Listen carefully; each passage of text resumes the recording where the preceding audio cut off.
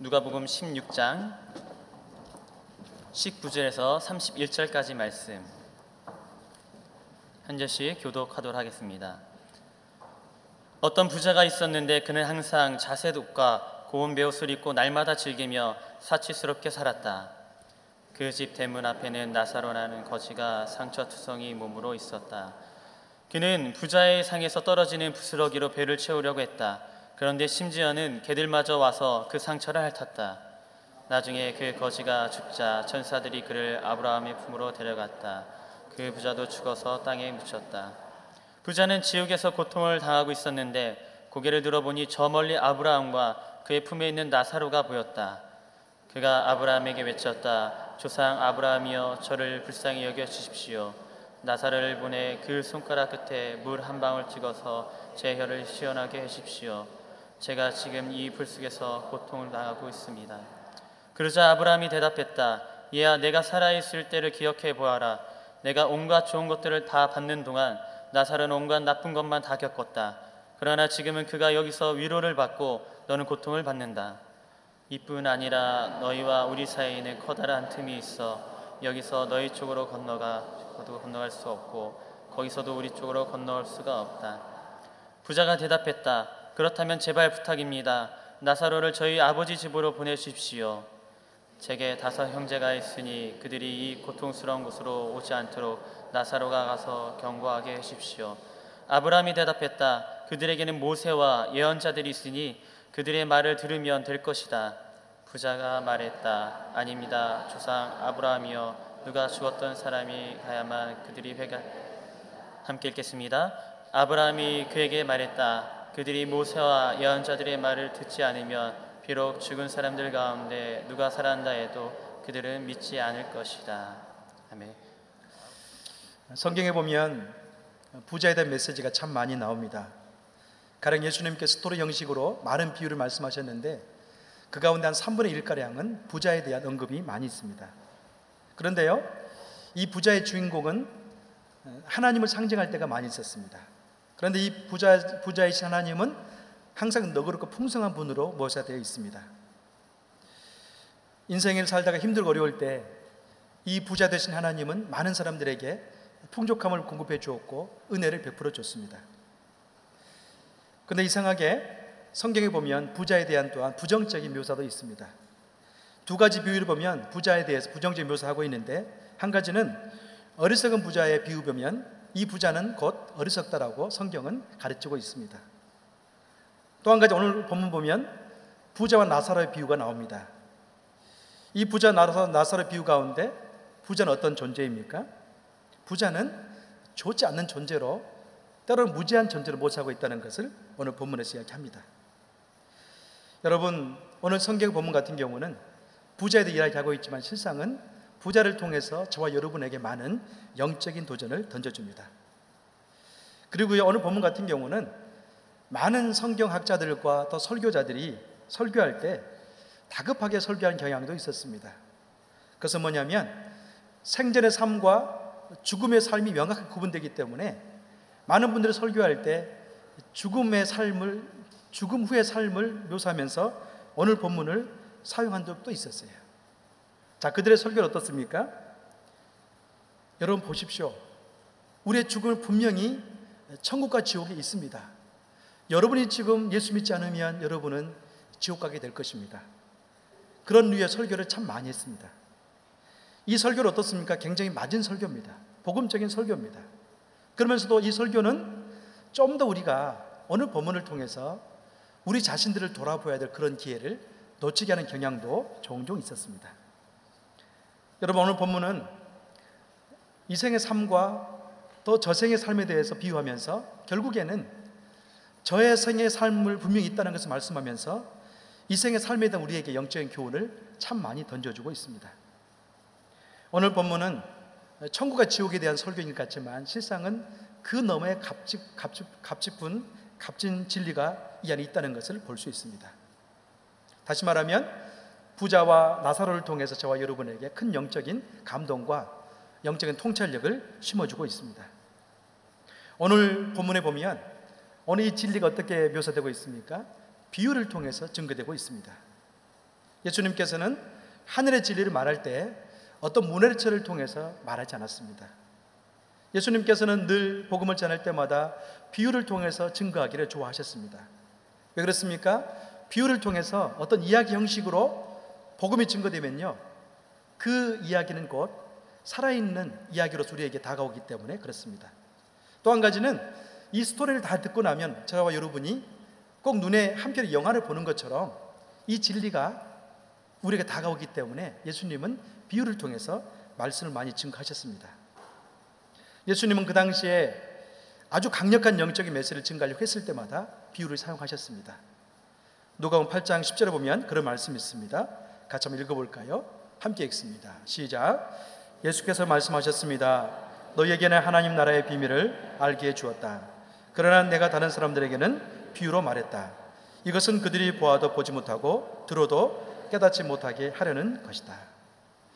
예수님께서는 영적인 교훈을 전달할 때마다 비유의 말씀을 사용하셨는데요, 왜 그렇습니까? 많은 사람들이 하늘의 진리를 들은 다음에 깨닫지 못하기 때문에 비유를 통해서 증거했다고 이야기하고 있습니다. 여러분, 하나님 말씀의 씨는 항상 건강합니다. 그래서 그 말씀이 쏟아질 때마다 내면에는 영적인 열매를 맺었습니다. 그러나 때로는 하나님의 말씀이 건강해서 그 씨가 부러질지라도 밭의 상황에 따라서는 전혀 열매가 맺히지 않는 상황도 있었습니다. 자, 그런데요, 전혀 열매가 맺히지 않는 바리새인과 종교 지도자 향해서 예수님은 비유를 통해서 메시지를 증거했습니다. 여러분, 비유를 통해 증거된 메시지를 들으면 저와 여러분은 크게 깨달음 얻게 마련입니다.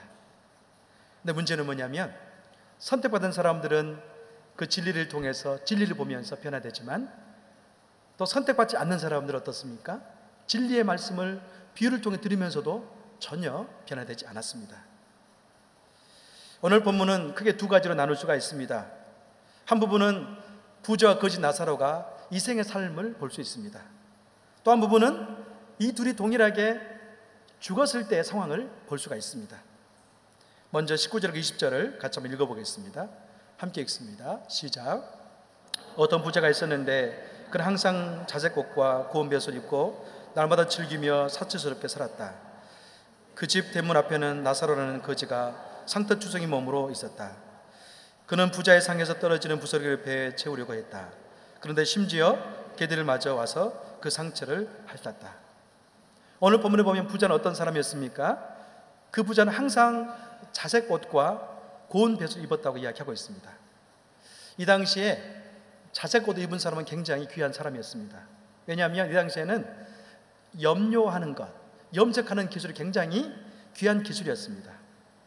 그래서 고대 시대 가운데 염료해서 입은 옷 입은 사람들은요, 왕 내지는 아주 고위 구간만이 이런 옷을 입을 수가 있었습니다. 자, 그런데요, 이 부자 같은 경우는 자색 옷을 입고 있습니다. 그만큼 어마어마한 부유함이 거기 있었단 말이죠. 또 한 가지, 그는 고운 베옷을 입고 있습니다. 보통 사람들은 염소털이나 또 양털을 통해서 만든 옷을 입고 있었지만, 또 거친 베옷을 입고 있었지만, 이 부자 같은 경우는 아주 고운 베옷을 입고 있습니다. 그만큼 이 사람은요, 아주 특출하면서도 부유함이 있는 사람이었습니다. 자, 그에 반해 거지는 어떻습니까? 거지는 온몸에 상처투성입니다. 그리고 부자 상에서 떨어지는 그 부서기를 먹고 있으면서도 상처가 얼마나 심했는지 개들이 와서 그 상처를 핥고 있습니다.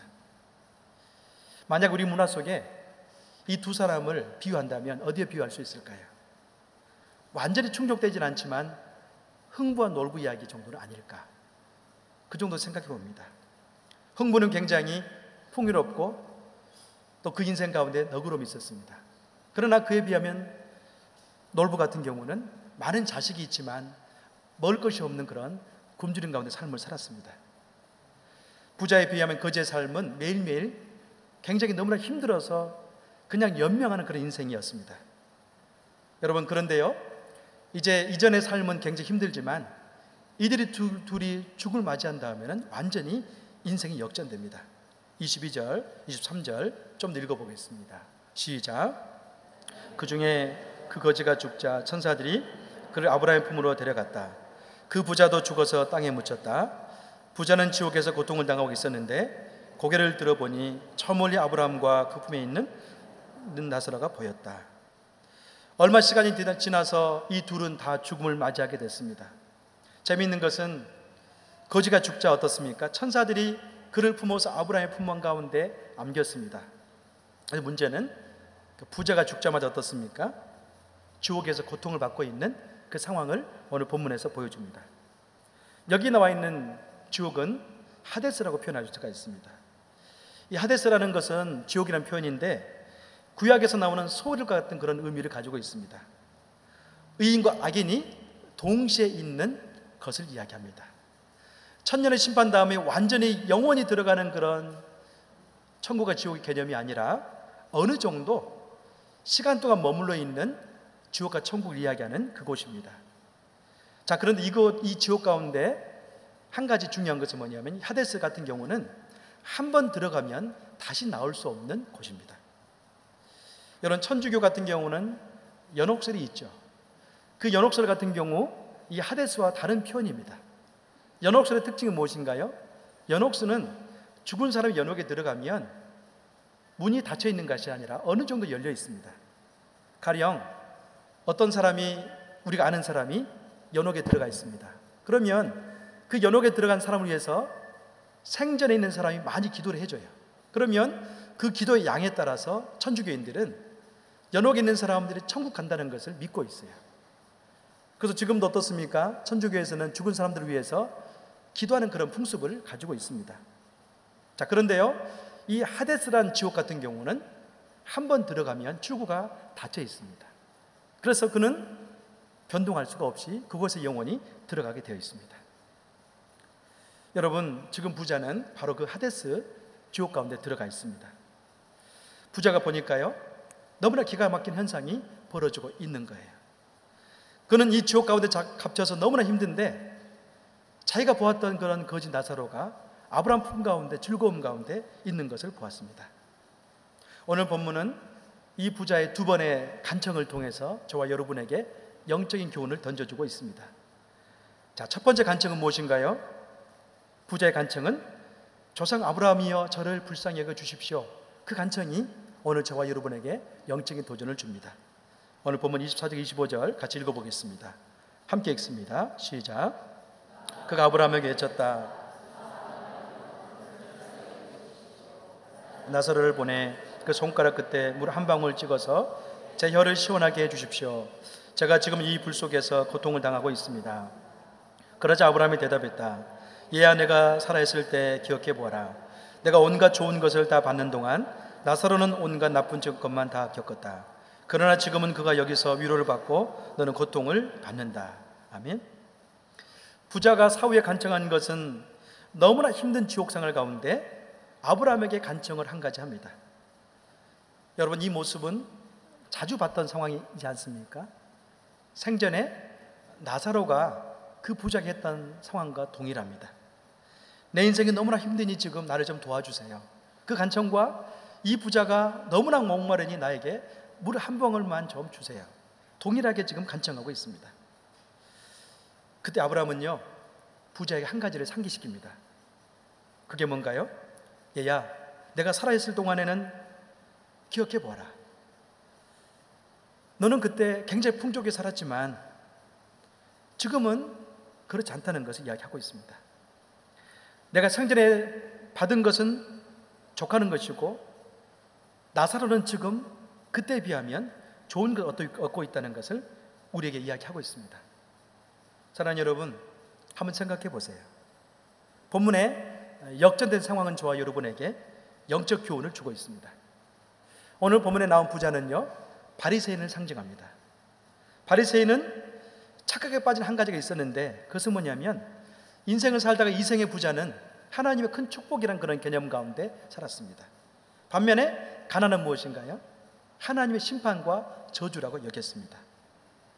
그리고 이 개념은 바리새인들 하여금 그들이 교만하게 만들었고 전혀 이 부유함에 대한 하나님의 책임에 대해서는 전혀 느끼지 못한 그런 인생을 살게 만들었습니다. 결국 이들이 잘못 가지고 있는 이 개념 자체는 하나님이 축복을 주었기 때문에 그들은 부유함이 자유고 만끽할 수 있는 부라고 생각했습니다. 반면 어떻습니까? 가난 그 자체는 심판과 저주이기 때문에 그들이 도움에 대해서는 전혀 느끼지 못했다는 것을 알 수 있어요. 그런데 예수님은 내가 온갖 좋은 것을 갖고 있는 동안에 나사로는 그렇지 못했다, 그렇게 표현하면서 공평의 원리에 대해서 이야기하고 있습니다. 여러분, 심판에서요, 성경에 보면 심판할 때 항상 하나님은 한 가지 원리를 저와 여러분에게 보여줍니다. 어떤 원리인가요? 공평의 원리입니다. 만약에 부자가 일생의 삶 속에서 심판을 접할 때 이 심판의 공평의 원리를 알았다면 그는 어떻습니까? 살아생전의 불을 통해서 선한 삶을 살았을 것입니다. 그러나 그는 심판 때 공평의 원리가 있다는 것을 망각하고 그의 인생을 살았습니다. 오늘 보면서 나오는, 상징적으로 나오는 바리새인은 누구인가요? 유대인들에게 하나님은 얼마나 많은 영적인 유익을 주었는가를 저와 여러분에게 생각나게 합니다. 여러분, 바리새인들은 오늘 본문에서 표현이 나고 있는 부자처럼 엄청난 하나님의 축복과 은혜를 누리면서 삶을 살았습니다. 그러나 그런 정작 자기 집착 내지는 자기 그런 부유함을 자기들이 쓰면서 어떻습니까? 그 곁에 있는 거지를 전혀 돌아보지 않는 그런 한계를 가지고 있었다는 거죠. 로마서 9장 4절 5절에 바울은 유대인을 향해서 그렇게 말합니다. 같이 읽어보겠습니다. 로마서 9장 4절과 5절입니다. 시작. 그들은 이스라엘 사람들이라. 그들에게는 양자됨과 영광과 언약들과 율법을 세우신 것과 예배 약속들이 있고 조상들도 그들의 것이요 육신으로 하면 그리스도가 그들에게 나셨으니 그는 만물 위에 계셔서 세세에 찬양 받으실 만한 하나님이시니라. 아멘. 여기 나온 부자는 유대인이었기 때문에 바울이 이야기하고 있는 이 엄청난 것들이 그들 인생 가운데 주어졌다고 알 수가 있어요. 양자됨의 축복이 있습니다. 하나님의 영광이 있습니다. 언약이 있고 율법이 있고 약속이 있고 또 조상들이 있고요. 육신을 보면 그들의 혈통을 통해서 예수님이 이 땅에 오셨다고 이야기하고 있습니다. 사랑하는 여러분, 이들은 정말로 엄청난 부를 가지고 있었고 영적 유산이 있었지만 그들의 인생을 통해서 하나님이 주었던 가난하고 힘든 사람들을 돌보는 그 책임 가운데는 전혀 무지했습니다. 어떤 아나운서가 간증을 하는데요, 참 그 아나운서 간증이 은혜가 되더라고요. 여자 아나운서가 이제 간증하는데 아버지 쪽으로 이야기하면 자기 집안의 4대 크리스찬 가정이라고 이야기하고, 또 그런데 그 어머니는 항상 비가 오나 눈이 오나 하루도 빠짐없이 새벽에 나가면 기도를 한다고 합니다. 또 어머니 쪽으로는요 3대째 크리스찬 가정이라고 그런 이야기하는 거예요. 제가 그 분의 간증을 들으면서 아, 그렇구나, 저분이 아나운서가 되어서 정말 사회적으로 지혜롭고 잘 나가는 것은 부모의 그런 조상적인 신앙이 참 영향을 발휘했구나, 그걸 느낄 수가 있었습니다. 사랑하는 여러분, 저도 가끔 목회하다가 우리 목회자 동료끼리나 때로는 뭐 평신도들 보고가 있는데요, 어찌보면 굉장히 이렇게 영적으로 영적인 감각이 있고 또 어떤 부유함이 있고 은혜가 있는 사람 보면 조상 때부터 늘 기도했던 그 계열 가운데 있는 분들이 참 많더라고요. 마치 그런 것처럼 오늘 나와 있는 부유함 같은 경우도 어떻습니까? 이 부자의 모든 것은 하나님의 축복의 연결고리가 분명히 있습니다. 하나님께서 그 인생 가운데 많은 축복을 주셨기 때문에 하나님이 그 인생에 부를 부으셨습니다. 근데 문제는 뭐냐면 여기 나와 있는 부유한 사람들 같은 경우는 전혀 사회적인 책임을 느끼지 못한다는 게 문제입니다. 여러분, 거짓 나사로는 누구인가요? 이 부자 가운데 가장 가까운 곳에 있었던 섬김의 대상이었습니다. 적어도 이 부자가 선교의 큰 뜻을 가지고 열방에 나가지는 못하지만 이 사람에게는 무슨 책임이 있어요? 자기 곁에 있는 사람, 대문에 나갈 때마다 먹을 것이 없어서 허기져 있고 대문에 나갈 때마다 어떻습니까? 개들이 그 상처를 앓고 있는 그 심각하고 어려운 상황에 있는 사람을 그는 전혀 보지 못했다는 게 문제입니다. 사랑하는 여러분, 우리는 때로는 나는 하나님 사랑 가운데 누구를 섬길까 그런 고민 많이 하시죠. 여러분, 그때마다 답이 누가 나옵니까? 답은요 여기 있습니다. 여러분 인생 가운데 가장 가까운 사람이 여러분이 섬겨야 될 그 대상이라는 것을 오늘 본문에서 보여줍니다. 너무 먼 곳을 찾고요 피상적인 걸 찾다 보면 우리의 섬김이 다가가지 못한 것을 종종 보게 되죠. 사랑하는 여러분, 오늘 본문에 보면 아브라함은 어떻습니까? 이 부자에게 다른 걸 찾지 않습니다. 왜 너는 가장 가까이 있는 너 거지를 돌보지 못했느냐, 그렇게 이야기하고 있습니다. 여러분, 성도의 삶 어떠면 좋겠습니까? 성도의 삶은요, 하나님 나라를 하나님 주신 부유함을 통해서 확장시키는 그런 사람입니다. 그랬을 때 우리는 예수 섬기려고 했을 때 어떻습니까? 우리 주변에 있는 사람부터 먼저 섬기는 그런 지혜가 있어야 됩니다. 우리 주변에 여러분 한번 생각해 보세요. 여러분 대문 받고 박차고 나가 보세요. 그러면 여러분 주변에 누가 있습니까? 어르신들이 있습니다. 또 한 가지는 청소년이 있는데 부모가 온전하지 못한 청소년들이 있습니다. 또 한 가지는 정말로 이렇게 사회적인 그런 사각지대에 있는 어려운 분들이 참 많이 있습니다. 만약에 저와 여러분이 하나님이 주신 복을 가지고 있다고 생각한다면 우리는 그 어려운 사람을 볼 때마다 눈이 뜨이는 그런 복이 있어야 됩니다. 두 번째로 저와 여러분에게 오늘 본문을 통해서 간청을 통해서 이야기해주고 있는 것은 무엇인가요? 두 번째 부자의 간청은 5 형제를 부탁하고 있습니다. 27절, 28절, 29절, 30절까지 같이 한번 읽어보겠습니다. 함께 읽습니다. 시작. 부자가 대답했다. 그렇다면 제발 부탁입니다. 나사로를 저희 아버지 집으로 보내주십시오. 제게 5 형제가 있으니 그들이 고통스러운 곳으로 오지 않도록 나사로 가서 경고하게 해주십시오. 아브라함이 대답했다. 그들에게 모세와 예언자들이 있으니 그들의 말을 들으면 될 것이다. 부자가 말했다. 아닙니다. 조상의 아브라함이여, 누군가 죽었던 사람이 가야만 그들이 회개할 것입니다. 아멘. 여러분, 두 번째 간청은 무엇인가요? 이 세상에 남아있는 5 형제를 간청하고 있습니다. 여전히 이들은 하나님 보기에 모세와 예언자들이 있지만은 이 부자가 생각하기에 얼마나 강박했으면, 분명히 모세가 있고 예언자가 있지만 이들은 듣지 않을 거란 그런 확신을 이미 가지고 있습니다. 그래서 어떻습니까? 아브라함에게 그렇게 말하죠. 모세가 있고 예언자가 있을지언정 죽었다가 살아난 자가 가면 분명히 믿을 것입니다. 그렇게 이야기하고 있습니다. 사랑하는 여러분, 부자는 나처럼 마음이 강박하고 완악한 5 형제의 믿음에 대해서 걱정하고 있습니다. 여러분, 오늘 본문 가운데 한번 곰곰이 생각해 보세요. 오늘 본문에 여러분 주인공이 누구라고 생각하십니까? 거지 나사로스가 있고 부자가 될 수 있겠죠. 그러나 실상은요, 계속 묵상하다 보면 오늘 본문의 핵심의 인물은 5 형제입니다. 이들은 스토리를 끌어가는 2 사람의 주인공이지만 실상은 이 스토리 가운데 핵심은 누가 나오냐면 5 형제가 나오는 것을 볼 수 있어요. 이 5 형제는 누구인가요? 아직 그들의 운명이 결정짓지 않는 운명입니다. 다시 말하면 이들이 어떤 행동을 하느냐에 따라서 인격적으로 하나님의 신앙을 받아들이느냐에 따라서 그 인생이 결정될 수 있는 그런 사람입니다. 5 형제는 아직 미래가 있습니다. 5 형제는 어떻습니까? 아직 천국과 지옥이 갈 수 있는 기회가 열려 있다는 것을 저와 여러분에게 보여줍니다. 예수님께서 십자가에서 돌아가실 때 2 강도가 좌우에 있지 않았습니까? 오른편 강도 같은 경우는 주님께 자기 영혼을 의탁합니다. 자, 그래서 어떻습니까? 너는 낙원에 나와 함께 있을 것이다. 그렇게 천국으로 가는 길이 열려 있습니다. 그러나 어떻습니까? 또 한편의 강도 같은 경우는 도리어 예수님을 정죄하면서 자기 죄를 회개하지 않았습니다. 아주 짧은 시간이었지만 이 2 사람의 운명은요, 그 순간에 갈라졌습니다. 이와 비슷한 예가 한 가지 있습니다. 세상을 살아갈 때 아주 극악한 2 명의 강도가 있었습니다. 그런데 한 사람 강도 같은 경우는 죽기 전에 예수 믿는 다음에 자기 죄를 철저히 회개했습니다. 그러나 한 강도 같은 경우는요, 뻔히 알면서도 그는 죄를 회개하지 않았어요.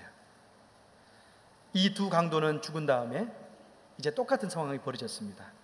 자, 그때 어떻습니까? 한 천사가 말합니다. 이 지옥에 간 그 강도가 천사에게 부탁합니다. 천사님, 나도 내 운명을 다시 바꿀 수 있을까요? 자, 그랬더니 천사 그렇게 말해요. 그대가 있는 이곳은 안식일과 같네. 그리고 자네가 떠나온 저 세상은 안식일 전과 같네. 만약 안식일 전에 음식을 준비하지 않는다면 안식일 날은 아무것도 먹을 수가 없다네. 그렇게 이야기했어요. 여러분, 이미 운명이 결정돼 버린 그 천국과 지옥은 안식의 단계입니다. 어떤 사람은 정말로 이미 결정된 후에 안식 가운데 있지만 지옥에 있는 영혼이 다시 액을 할지라도 안식을 전과 같은 상황으로 돌아가서 음식을 준비할 수 없다는 거죠. 여러분, 이 비유는 이 세상의 삶을 살 때 회개하는 영혼과 그렇지 않은 영혼에 대한 것을 이야기해 주고 있습니다. 유명한 성경학자였던 예레미야스는 그렇게 말했습니다. 오늘 본문의 주인공은 부자도 아니고 더더욱 나사로도 아니다. 어떻게 보면 엑스트라 나와 있는 5 형제가 오늘 본문의 주인공이다. 그렇게 말했습니다. 여러분, 오늘 본문의 초점은 죽어있는 자에게 있지 않습니다. 살아있는 자에게 초점이 있습니다. 더 이상 죽어있는 사람들은 자기 운명을 바꿀 수 없지만 살아있는 사람들은 얼마든지 운명을 바꿀 수가 있다는 것을 말씀합니다. 26절 말씀을 좀 더 읽어볼까요? 함께 읽습니다. 시작. 이뿐 아니라 너희와 우리 사이에는 커다란 틈이 있어 여기서 너희 쪽으로 건너가고 싶어도 갈 수가 없고 거기서 우리 쪽으로 건너올 수가 없다. 여러분, 이것이 바로 죽은 사람의 운명의 결정적을 이야기해 주고 있습니다. 너희와 우리 사이에는 커다란 틈이 있어 여기서 너희 쪽으로 갈 수 없고 또 오고 싶어도 올 수 없다는 것을 우리에게 분명히 이야기해 주고 있습니다. 여러분, 종종 우리가 놀이원 동물에 가지 않습니까? 동물에 가면 사자라든지 호랑이 있는 굴을 갈 때가 있습니다. 거기 보면 잘 펜스가 갖춰 있는 곳이 있어요. 어떤 펜스인가요? 그 우리를 다른 관람객가 끊어놓는 그런 펜스가 있습니다. 아주 철저하게 펜스가 쳐져 있죠. 왜 그래요? 순간 잘못해서 호랑이라든지 사자가 나와서 사람 덮칠까 봐 펜스가 쳐져 있습니다. 마치 그런 것처럼 지금 부자와 나사로의 운명은 커다란 틈이 있기 때문에 서로 왕래할 수 없다는 것을 이야기해 주고 있습니다. 사랑하는 여러분, 지금 오늘 본문의 주인공은 죽은 사람이 있지 않고요, 5명의 형제 가운데 있습니다. 만약에 5명의 형제 가운데 이 부자 간청하고 있는 것처럼 죽은 사람이 살아나서 복음을 전한다면, 그들이 믿을 수 있다면 얼마나 좋겠습니까? 그러나 그런 일이 벌어지지 않는다고 이야기합니다. 그러니까 30절 말씀, 또 31절 말씀을 좀 더 읽어볼까요? 같이 읽습니다. 시작. 부자가 말했다. 아닙니다. 조상 아브라함이여, 누군가 죽었던 사람이 가야만 그들이 회개할 것입니다. 아브라함이 그들에게 말했다. 그들이 모세와 예언자들의 말을 듣지 않으면 그리고 죽은 사람들 가운데 누가 살아난다 해도 그들은 믿지 않을 것이다. 오늘 본문의 결론은 그겁니다. 부자는 자기 형제들의 기질을 너무나 잘 알고 있었기 때문에 그들의 독선과 아집이 그냥 모세와 예언자를 통해서는 깨지지 않을 것입니다. 그래서 죽었다 살아난 자를 보내주십시오 라고 말하고 있지만 아브라함은 안 된다고 이야기하고 있습니다. 사랑하는 여러분, 오늘 본문에서 저와 여러분에게 강조하고 있는 것은 5 형제이면서도 또 한 가지 강조합니다. 그것은 무엇인가요? 모세와 예언자의 역할을 강조합니다. 그렇다면 이 5명의 운명 결정 지을 수 있는 사람은 누구예요? 나사로가 아니죠. 나사로는 다시 살아나서 갈 수 없기 때문에 운명을 결정 지을 자가 아닙니다. 오늘 본문에는 모세와 예언자들이 이 땅에 있다고 이야기하고 있습니다. 다시 말하면 당신의 죽은 1분 후에 운명 결정할 수 있는 복음을 전할 수 있는 사람이 있다고 이야기하고 있는 거죠. 그가 바로 모세입니다. 그가 바로 예언자입니다. 이 모세 예언자는 누구인가요? 이 땅을 삶을 살아가면서 부유한 자입니다. 왜 우리가 부유한 자인가요? 바울이 이야기하고 있는 것처럼 때론 우리는 내가 가진 거 없을지라도 영적으로 보면 우리 양자이고, 우리는 어떤 자인가요? 하나님의 많은 유산을 갖고 있는 자이기 때문에 부유한 자입니다. 사랑하는 여러분, 저와 여러분이 어떻게 사느냐에 따라서 이 땅의 5명의 형제 운명은 달라질 수가 있다는 것을 보여줍니다. 여러분, 참된 구원의 복음을 받아들이고 믿는 것이 중요합니다. 그러기 위해서는요, 우리가 정말 이 땅을 살아갈 때 우리는 이 부유한 자인데 모세처럼 예언자들처럼 많은 사람들에게 복음을 전하는 그런 삶이 있어야 된다는 것을 이야기하고 있습니다. 여러분, 우리 곁에 있는 많은 사람들 영적인 성을 보지 않습니까? 마치 거지를 보는 것처럼, 거지 나사를 보는 것처럼 그들 인생의 피폐함을 보이지 않을지라도 그들 영혼은 이미 죄의 권세 아래 놓여져 있습니다. 그래서 만약에 그들이 이 땅의 성경 진리 말씀에 따라서 복음을 받아들이지 않는다면 분명히 지옥 갈 겁니다. 그러나 모세의 예언자들이 그들 영혼 가운데 찾아가서 5명 형제들에게 예수의 복음을 전한다면 부자가 간청하고 있는 것처럼 그 자리, 지옥의 자리에 오지 않고 생명을 얻게 될 것입니다. 사랑하는 여러분, 저는 여러분 안에 이런 역사를 감당하는 은혜가 있기를 주의 이름으로 축원합니다. 주위를 한번 둘러보세요. 5명의 형제들이 얼마나 많이 있는지 모릅니다. 여러분, 주위를 한번 둘러보세요. 우리 부유함을 통해 섬길 수 있는 거짓 나사로 같은 사람들이 얼마나 많이 있는지 모릅니다. 그들은 영적인 기갈 가운데 놓여 있습니다. 그들은 어찌 보면 하나님의 참된 아들과 하나님 참된 딸들이 와서 그들의 인생 가운데 빛을 주기를 원하고 있는 게 그들의 인생입니다. 저는 여러분 안에 2가지를 말씀드리고 싶습니다. 한 가지는 죽음 1분 후에 내 인생이 어떻게 될 것인가 한번 깊이 한번 성찰해 보시길 바랍니다. 만약에 여러분 가운데 죽음 후에 1분 후의 인생이 이렇게 살다가는 나도 부자처럼 지옥에 있을 것 같다, 그러면은 돌아서기를 바랍니다. 또 한 가지는 여러분 인생 가운데 이제는 모세와 예언자처럼 5명 형제들을 찾아가서 부자의 그 간청대로 예수의 복음을 나눠주기를 바랍니다. 만약에 여러분 복음을 전하는 발걸음이 된다면 여러분의 그 복음의 입술을 통해서 5명의 운명은 얼마든지 바뀔 수가 있습니다.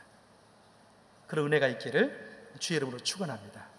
아멘. 같이 기도하겠습니다.